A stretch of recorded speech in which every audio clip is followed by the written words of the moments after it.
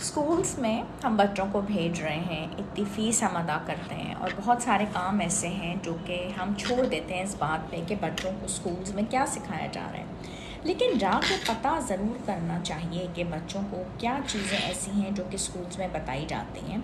और कुछ ऐसी बेसिक चीज़ें हैं कि जो कि स्कूल्स में बतानी बहुत ज़्यादा ज़रूरी है। फॉर इंस्टेंस स्ट्रेस की मैनेजमेंट स्कूल्स में टीचर्स को सिखानी बहुत ज़रूरी है।